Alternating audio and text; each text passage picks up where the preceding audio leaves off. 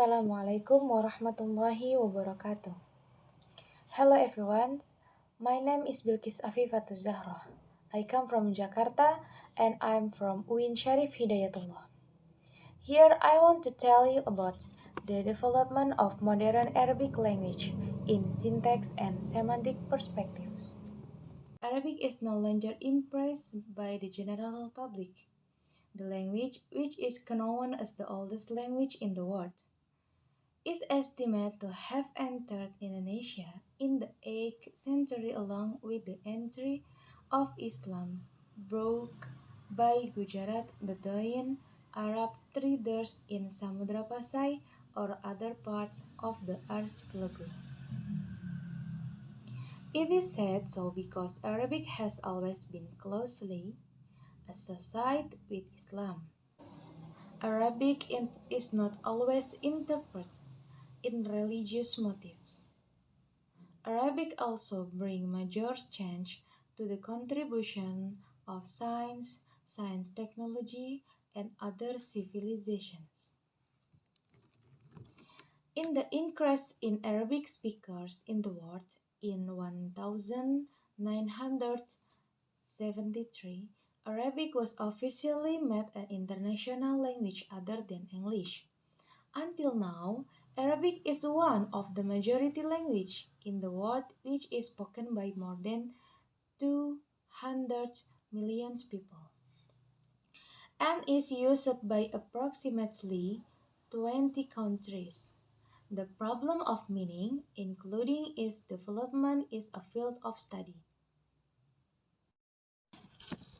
Semantic, which is part of linguistics, the influence of Arabic syntax on the Indonesian language can be seen in the books of the translation Al-Quran. Some points that make Arabic very important for a Muslim to learn it. The first is Arabic is a part of Islam. Umar bin Khattab radhiyallahu anhu said, "Ta'allamul Arabiyyata fa innaha min dinikum." The mean is learn Arabic because it is part of your religion. The second is Arabic help us in understanding the Quran and the Sunnah of the Prophet. Since both of these things come down in Arabic, then we have to understand Arabic properly if you want to understand both correctly. The Messenger of Allah, peace and prayer of Allah be upon him, said, Kitaballahi wa sunnata rasulihi taraktu fikum amroini lantadillu matamasaktum bihima. I live with you two things. If you hold fast to them, you will not go astray.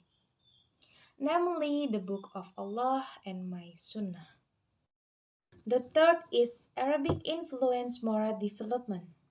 An easy example, films in Arabic, of course, the majority tell about Islamic society. We can learn from there about their habits. The fourth, Arabic upholds Islamic civilization. Sheikh Dr. Sadi Muhammad Salim An-Numani in his lecture said, if the language of Islam Arabic exists in a country, then he will maintain the existence of Islam there. However, if this language is lost, dies, and leaves the Muslim community, then this is very dangerous and can eliminate Islam from the country. Therefore, in Eastern Europe, there was once an Islamic state. The enemies of Islam therefore the Muslims. First of all, forbidding them to speak Arabic and forbidding them to name their sons and daughters in Arabic. So guarding the Arabic language includes jihad fisabilillah. My advice in learning Arabic has several ways, that is, by reading a lot of Arabic vocabulary and memorizing it, or reading Arabic texts that have meaning. Observing everything related to the Arabic language, such as how to pronounce or use certain phrases in various contexts spoken by actors and actresses. Write after reading and observing and then writing so that understanding of Arabic is increasing. After reading, observing, and writing, it is continue with speaking practice because the purpose of learning a language is to be able to communicate.